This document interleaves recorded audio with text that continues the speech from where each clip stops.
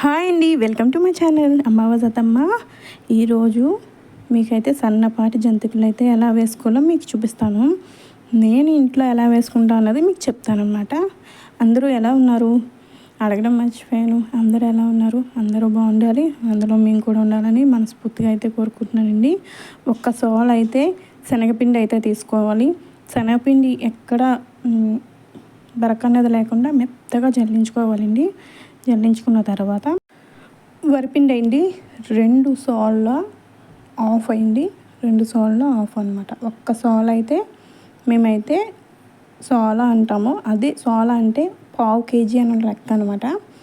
పావు కేజీ శనగపిండికి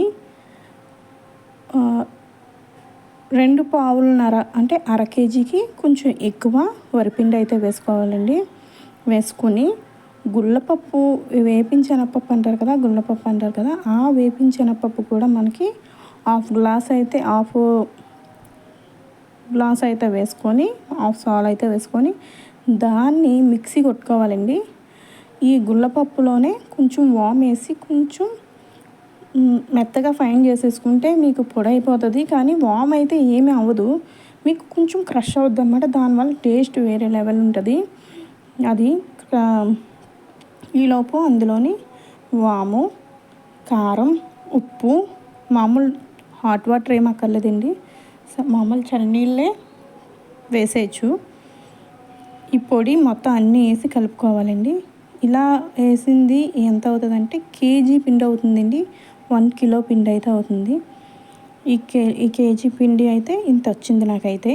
ఈ కేజీ పిండిని కూడా మేము వేడిగా పెనం పెట్టుకోవాలి. ఫస్ట్ పెనం హీట్ ఎక్కాక ఆయిల్ పోసుకొని దాన్ని అలా ఉండల కింద చూసుకొని జంతికల గొట్టంలో అయితే పెట్టుకోవాలండి. పెట్టుకొని అలా తిప్పుతా వేసేసుకోవాలి.